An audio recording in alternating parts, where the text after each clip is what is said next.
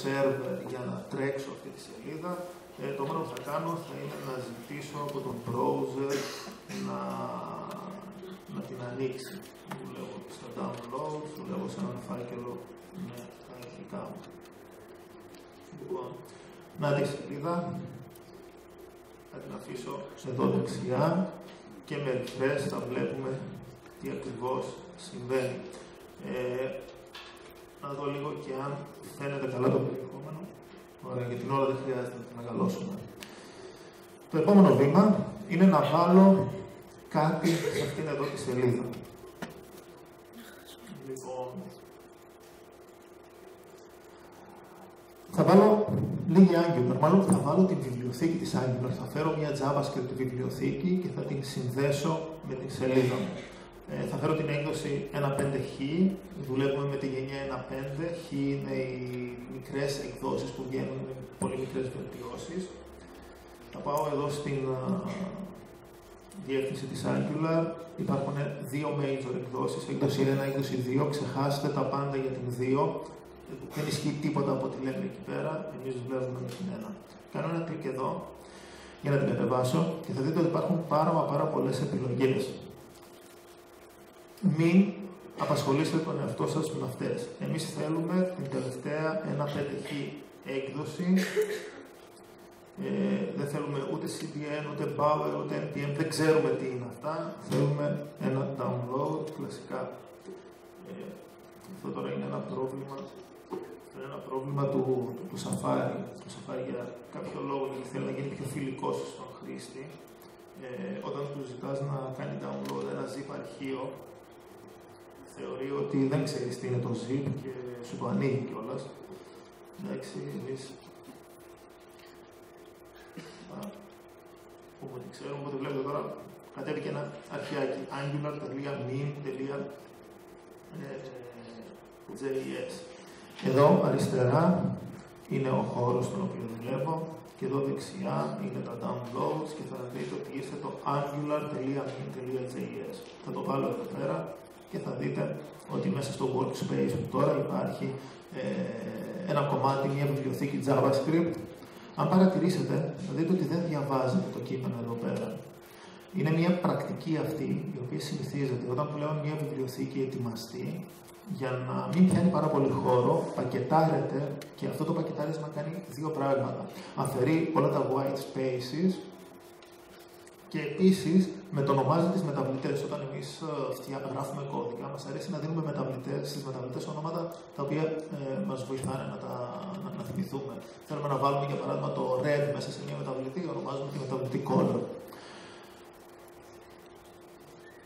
Ο compiler και ο κώδικας δεν ενδιαφέρονται καθόλου για αυτά. Οπότε, όταν πλέον μια βιβλιοθήκη είναι έτοιμη, υπάρχουν εργαλεία τα οποία παίρνουν αυτό το κώδικα το δικό μας, βγάζουν όλα, φέρνουν όλα τα white spaces και μετονομάζουν όλες τις μεταβλητές με σωστό τρόπο και τις ονομάζουν α, β, γ, δ, ε.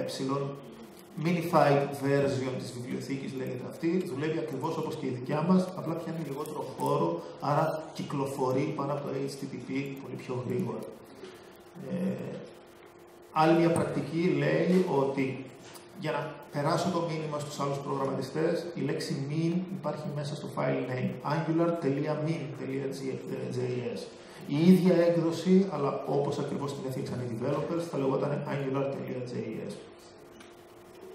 Λοιπόν, έχω φέρει και την βιβλιοθήκη, την έβαλα μέσα στο project μου, τώρα πρέπει να την φορτώσω και στην HTML σελίδα. Να πω δηλαδή στην HTML σελίδα μου ότι ξέρεις υπάρχει και μια JavaScript βιβλιοθήκη, φόρτωσέ την. Πάλι έχω ένα commit εδώ πέρα, ένα βήμα δηλαδή, το οποίο μου δείχνει πώς αυτό το πράγμα πρέπει να γίνει. Στην περιοχή του head της HTML σελίδας θα πρέπει να του πω με αυτή εδώ την εντολή ότι υπάρχει μια JavaScript βιβλιοθήκη σε αυτή εδώ την διαδρομή. Η διαδρομή αυτή υποθέτει ότι αυτό το αρχείο βρίσκεται στο file system στο ίδιο επίπεδο με την σελίδα HTML. Ζητάω την αποθήκευση, ζητάω εδώ την ανανέωση αυτής της σελίδας. Δεν συνέβη κάτι συνταρακτικό ακόμα. πάω στο επόμενο βήμα. Τώρα πλέον θέλω να δημιουργήσω ένα μικρό Angular application. Καλή η σελίδα που έχω, αλλά ας την κάνω σιγά σιγά εφαρμογή. Λοιπόν, για να το κάνω αυτό, θα χρειαστώ ένα αρχείο εδώ πέρα, μέσα στο οποίο θα φτιάξω την εφαρμογή μου. app.js. Επαναλαμβάνω ότι η Angular δεν είναι τίποτα περισσότερο από κάποια σύμβαση. Στην ουσία JavaScript είναι οι εφαρμογές μας, εξού και η κατάληξη .js. Αυτή εδώ είναι η δομή μιας Angular εφαρμογής. Θα επανέλθω εδώ αμέσως. Υπάρχει ένα ακόμα πράγμα το οποίο πρέπει να κάνω. Πρέπει να πω στο HTML κομμάτι μου, στη σελίδα μου, ότι πέρα από το angular.min.js αρχείο, υπάρχει και το αρχείο app.js, το οποίο είναι η πραγματική μου εφαρμογή. Άρα,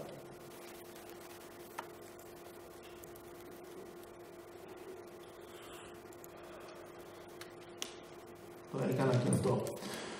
Είμαι έτοιμος τώρα να αρχίσω να γράφω κώδικα και να επεξεργάζομαι αυτή την HTML σελίδα, να χειρίζομαι το περιεχόμενο αυτής της HTML σελίδας με τον κώδικα που έχω μέσα στο αρχείο app.js.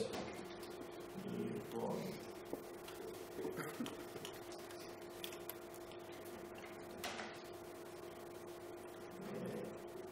Αυτό θα γίνει πρώτο βήμα με αυτή εδώ την ιδιότητα που θα βάλω μέσα στο HTML markup.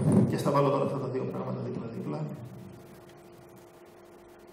για να δούμε, να εξηγήσουμε λίγο τι ακριβώς σημαίνει. Μέσα στο JavaScript αρχείο μου δεν είπα τίποτα περισσότερο από το ότι εγώ θέλω να δημιουργήσω μια εφαρμογή, την ονομάζω app, στην ουσία δεν είναι τίποτα περισσότερο από ένα variable και ζητάω από την Angular με μια σύνταξη στην οποία δεν θέλω να δώσετε σημασία ακόμα, να μου φτιάξει ένα module, μια εφαρμογή δηλαδή, και το πρώτο όρισμα εδώ είναι το όνομα αυτής της εφαρμογής. Στη συνέχεια θα δούμε πώς αυτό το επεκτείνουμε για να κάνει κάτι. Δύο παρενθέσεις βλέπετε εδώ, αγγείλες για την ακρίβεια. Είναι εκεί γιατί περιμένουν τα dependencies. Δεν έχουμε τίποτα για την ώρα. Θα μάθετε πολύ σύντομα τι ακριβώς είναι. Σε αυτό που θέλω να σταθούμε είναι για την ώρα πώς αυτή εδώ η εφαρμογή θα συνδεθεί με το HTML κομμάτι που έχω εδώ. Πώς δηλαδή ό,τι θα φτιάχνω στη συνέχεια εδώ μέσα θα εμφανίζεται μέσα στην HTML σελίδα που έχω εδώ. Και αυτό γίνεται με την ιδιότητα ng-app ίσον και το όνομα της εφαρμογής. Άρα αυτό που θέλω να δείτε εδώ είναι η ταύτιση αυτού του ονόματος εδώ με το όνομα που υπάρχει εδώ. Στην ουσία τελικά είπαμε στην HTML σελίδα ότι ξέρεις υπάρχει μια JavaScript εφαρμογή, υπάρχει μια Angular εφαρμογή η οποία λέγεται My Application. Να είσαι ενήμερη γι' αυτό και να παρακολουθείς τι έχει να σου πει. Συνεχίζω παρακάτω. Λοιπόν, έχω φτιάξει την Angular εφαρμογή, έχω δηλώσει δηλαδή, τίποτα ιδιαίτερο, και θα προχωρήσω τώρα σε αυτό που λέγεται controller. Λοιπόν,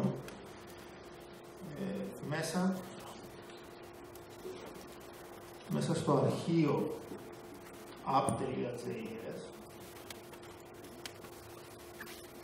θα προσθέσω δύο ακόμα γραμμές κώδικα και θα πω ότι στην εφαρμογή που κυκλοφορεί, που ζει μέσα στη μεταβλήτη που λέγεται app, θέλω να δημιουργηθεί ένας controller και αυτός ο controller θέλω να ονομάζεται my controller.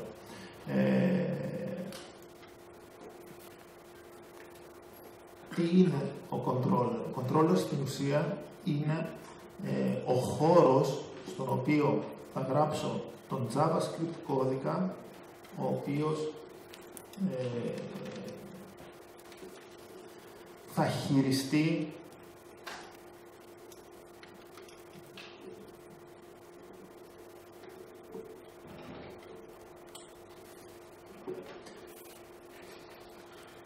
controller είναι ο JavaScript κώδικας, ο οποίος βρίσκεται πίσω από αυτή τη σελίδα και χειρίζεται το περιεχόμενό της. Ό,τι κάνει ο χρήστης εδώ πέρα, το click, το select, το δεξί click, οτιδήποτε, στην πραγματικότητα τις περισσότερες φορές μόνο το click, το χειρίζεται ο controller. Ενημερώνεται δηλαδή για όλα αυτά τα συμβάντα, κάνει ό,τι είναι να κάνει και ξαναενημερώνει πίσω αυτή εδώ τη σελίδα.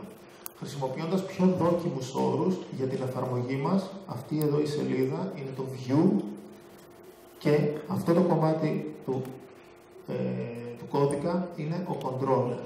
Η τριπλέτα, το pattern, η πρακτική που ακολουθείται ονομάζεται Model View Controller. Δεν έχουμε δει τι είναι το model ακόμα, πολύ σύντομα θα το δούμε. Για την ώρα έχουμε δει ένα view, την HTML σελίδα, και έναν controller ο οποίος ακόμα δεν κάνει τίποτα. Λοιπόν,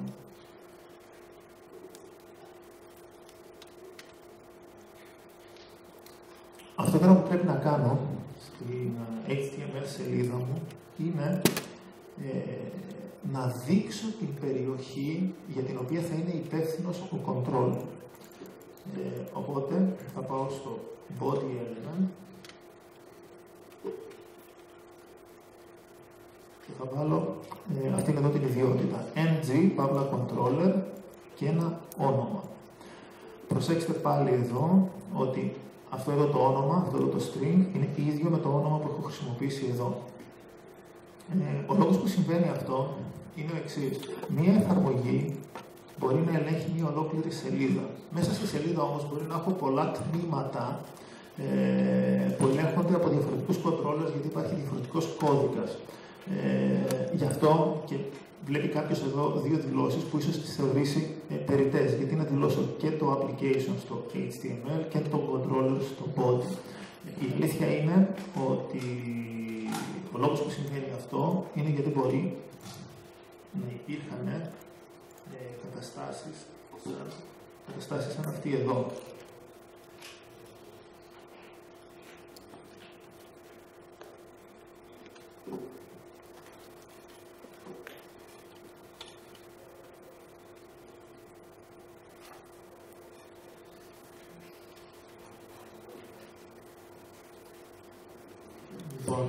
Οπότε, άλλα πράγματα να ήθελα να συμβαίνουν εδώ μέσα και άλλα πράγματα να ήθελα να συμβαίνουν εδώ. Οπότε, θα είχα και εδώ αριστερά δύο διαφορετικούς controller με διαφορετικό κώδικα που θα ελέγχει τις ανάγκες που έχω εγώ εδώ πέρα. Η συγκεκριμένη εφαρμογή όμως είναι πάρα πολύ απλή, οπότε το μόνο πράγμα που θέλω να ελέγξω είναι το περιεχόμενο του body, άρα ο controller δηλώνεται στο HTML κομμάτι μου να παρακολουθεί το body element. Λοιπόν, σιγά σιγά θα αρχίσουμε. Ωραία, προετοίμασα τον controller. Πάω τώρα να προετοιμάσω και το μοντέλο. Λοιπόν,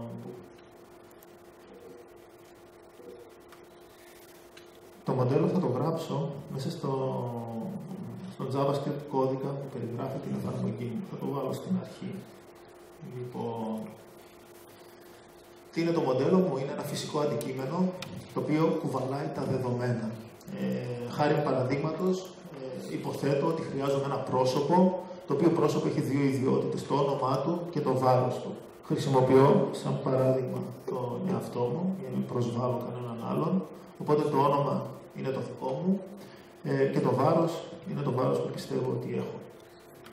Αυτή εδώ η σύνταξη εδώ πέρα, είναι μια σύνταξη την οποία θα συναντήσετε πάρα πολλές φορές, δουλεύοντας είτε με JavaScript, αλλά είτε με οποιαδήποτε άλλη τεχνολογία που μεταφέρει πληροφορίες πάνω από το ίντερνετ. Ονομάζεται JSON. Είναι ο τρόπος, το notation που χρησιμοποιείται για να περιγράφουμε JavaScript αντικείμενα, JavaScript object, JavaScript δομές. Όλα αυτά είναι συνώνυμα και ισχύουν στη JavaScript. Είναι το όνομα της μεταβλητής, αγγείλες και όσες ιδιότητες θέλω, τις οποίες χωρίζω με άνω κάτω τελεία. Το όνομα της ιδιότητας και η αξία της. Το όνομα της ιδιότητας και η αξία της, χωρισμένες με κόμμα. Τα white spaces και τα enders δεν παίζουν κανένα ρόλο μπορείτε να χρησιμοποιήσετε όποια μορφή είναι πιο βολική σε εσάς. Λοιπόν, επίσης, αυτό που θα δείτε εδώ είναι ένα χαρακτηριστικό παράδειγμα που λέει ότι η JavaScript είναι μια γλώσσα η οποία έχει δυναμικούς τύπους. Ο τύπος δηλαδή δεδομένων που υπάρχει, που είναι αποθηκευμένο μέσα στην ιδιότητα name, είναι string. Ο τύπος που έχει η ιδιότητα βάρος είναι integer ή number. Και δεν χρειάζεται να το δηλώσουμε εμείς πουθενά. Σε άλλες γλώσσες που ίσως έχετε μάθει, πρέπει πρώτα ρητά να πούμε ότι έχω προετοιμάσει μια ιδιότητα που θα δεχτεί integer, αριθμούς, float, strings και οτιδήποτε. Η JavaScript το κάνει αυτό για μας. Οπότε, έχω προετοιμάσει ένα μοντέλο. Μια μεταβλητή δηλαδή. Αυτή τη μεταβλητή πρέπει να την κοινοποιήσω και στο view μου. Άρα τώρα έχω και το model, έχω και το controller μου, έχω και το view. Πρέπει τώρα όλα αυτά να αρχίσω να τα συνδέω μεταξύ τους. Λοιπόν, αυτός ο οποίος μπορεί να στείλει πληροφορίες στο view είναι ο controller. Άρα θα πω στον controller ότι these, παρατηρήστε εδώ ότι βρίσκομαι μέσα σε μια συνάρτηση η οποία έχει scope αυτές εδώ τις αγγείλες. Το these σημαίνει αυτός ο οποίος βρίσκεται μέσα σε αυτήν εδώ τη συνάρτηση. Το scope δηλαδή είναι το περιεχόμενο της συνάρτησης. Άρα, και στη δικιά μας περίπτωση είναι ο controller. Άρα εδώ του λέω ότι ο controller έχει μια ιδιότητα η οποία λέγεται person. Δεν υπάρχει μέχρι τώρα, αυτή είναι μια ευελιξία της JavaScript. Παίρνω ένα αντικείμενο, βάζω μια τελεία, χρησιμοποιώ ένα λεκτικό και αμέσως αυτό δημιουργήθηκε σαν ιδιότητα του αντικειμένου. Το this είναι ένα αντικείμενο. Και κάνω ένα assignment εδώ πέρα και παίρνω μία αναφορά στην μεταβλητή person που έχω δηλώσει εδώ πέρα πάνω. Οπότε, έχω φτιάξει αυτή την... έχω δημιουργήσει μια ιδιότητα μέσα στο controller που λέγεται person και έχει αυτή εδώ την JavaScript δομή. Τώρα πρέπει σιγά σιγά αυτά να τα περάσω και στο view για να μπορέσω να τα δω. Λοιπόν...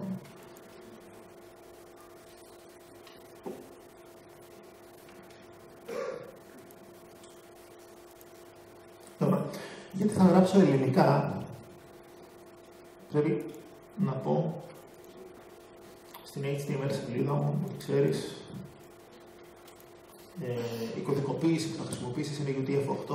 By default είναι το ISO 8859-1, δηλαδή λατινικούς και μόνο χαρακτήρες.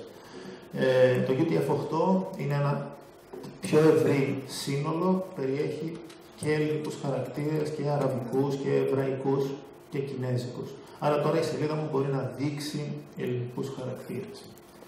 Λοιπόν, και θα βάλω στη σελίδα μου ένα μήνυμα.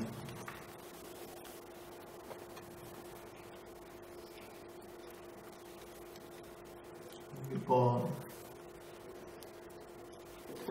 καλησπέρα, το όνομά μου είναι και είμαι τόσα κιλά. Λοιπόν, δεν υπάρχει όμως πραγματική πληροφορία ακόμα. Εδώ έρχεται και η αξιοποίηση της Angular. Θα πάρω το περιεχόμενο του μοντέλου που έχει και όνομα και κιλά και βάρος και θα τα χρησιμοποιήσω για να αντικαταστήσω τα χ και τα ψ σε αυτή τη σελίδα. Και εδώ είναι που έρχεται στο παιχνίδι η Angular. Λοιπόν...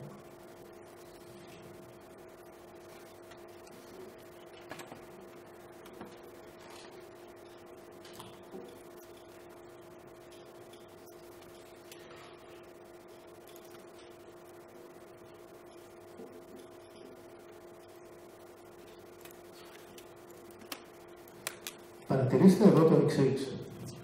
Στο body, με την ιδιότητα ng-angular controller, του είπα ότι ο controller αυτού του στοιχείου του body θα είναι το myController, το αντικείμενο myController που έχει οριστεί εδώ, αλλά επίσης, για λόγους ευκολίας, του είπα ότι από εδώ και στο εξής θα είσαι γνωστός με τη λέξη controller. Θα μπορούσα να αποθέσει γνωστός με τη λέξη C. Οπότε, εδώ μέσα πλέον, η λέξη C είναι ο controller μου. Είναι δηλαδή αυτό το πράγμα που έχω φτιάξει εδώ αριστερά. Ο controller όμως, θα δείτε εδώ, ότι έχει μία ιδιότητα person. Άρα εδώ, c.person, μπορώ να πάρω αυτή την ιδιότητα. Και αυτή η ιδιότητα, γιατί έτσι έχω φροντίσει να το προετοιμάσω, αντιστοιχεί σε μία ολόκληρη δομή. Και αυτή η δομή έχει μία άλλη ιδιότητα name. Άρα με τελεία θα πάρω την ιδιότητα name. Οι διπλές αγγείλες, τα διπλά curly brackets που υπάρχουν εδώ, είναι η εντολή που λέει στην Angular δες τι υπάρχει εδώ μέσα, γιατί αυτό είναι κάτι το οποίο το φέρνει ο controller σου και μετέφρασέ το. Δεν είναι καλή πρακτική να χρησιμοποιούμε το C, οπότε θα αλλάξω το όνομα πάλι πίσω. Λοιπόν, κάνοντας τώρα μία ανανέωση, το όνομα μου είναι και τελικά δεν είναι. Δεν είναι, μάλλον κάτι δεν είναι αφιερωμένο. Το όνομά μου είναι Σταύρος και είμαι τόσα κιλά. Με τον ίδιο τρόπο εδώ θα εμφανίσω και το βάρος μου.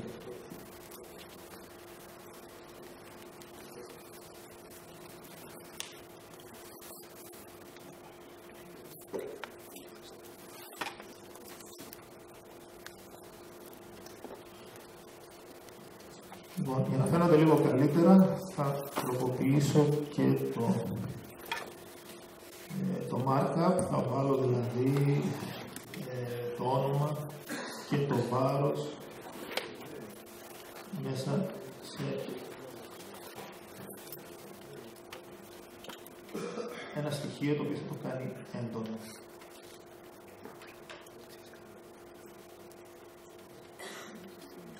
Λοιπόν, ωραία.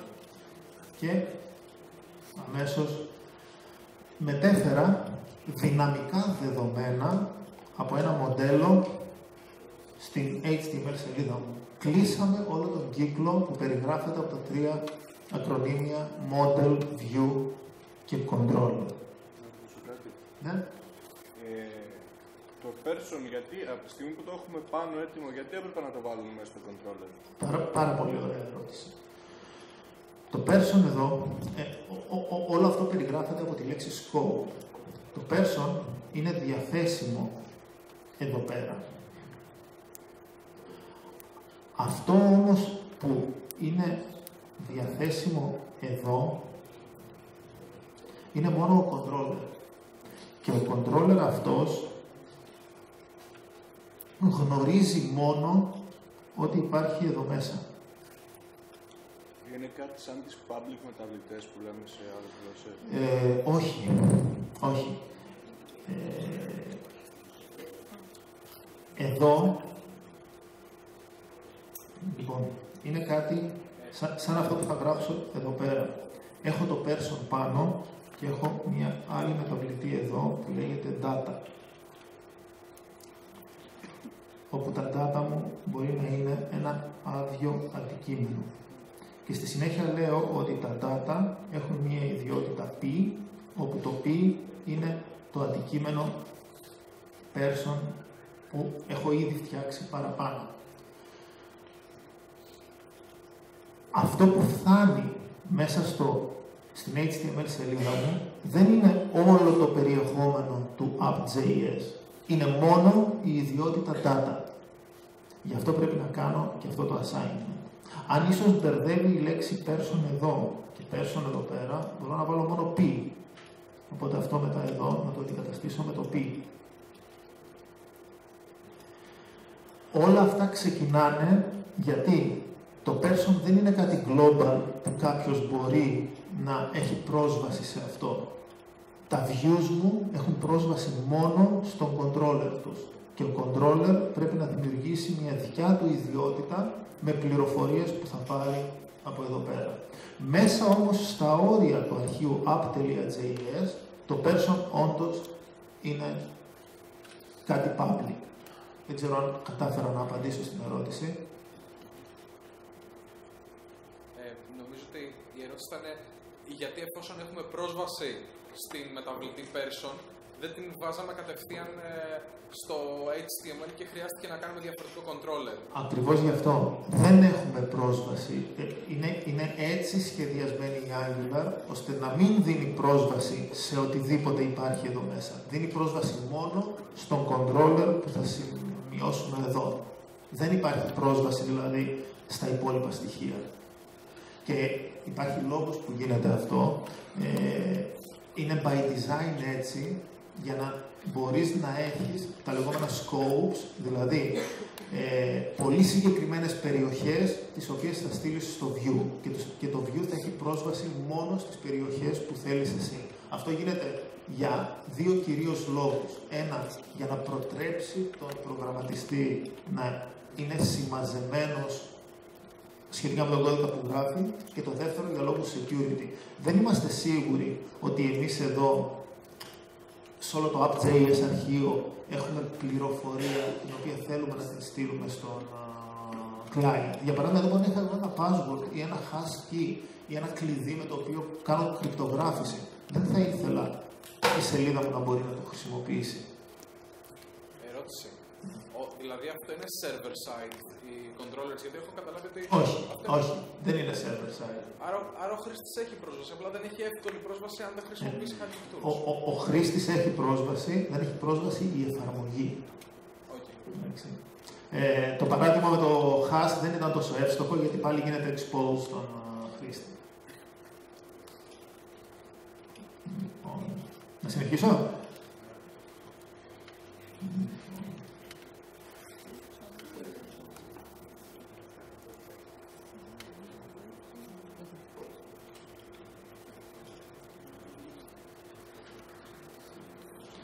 Για να δούμε, να επιβεβαιώσουμε ότι όλα εξακολουθούν να δουλεύουν. Ωραία. Μέχρι τώρα δουλέψαμε προς τη μία κατεύθυνση. Πήραμε υλικό από το controller, χρησιμοποίησαμε το υλικό ενός μοντέλου και το στείλαμε στο view και όντως το εμφανίσαμε. Τώρα θα πάμε ένα επίπεδο παραπέρα και θα πάρουμε μία ενέργεια από το view, από τη σελίδα, και θα τη στείλουμε πίσω στη JavaScript για να την χειριστούμε. Λοιπόν, θα ξεκινήσω με τον controller και στον controller εδώ θα προσθέσω μία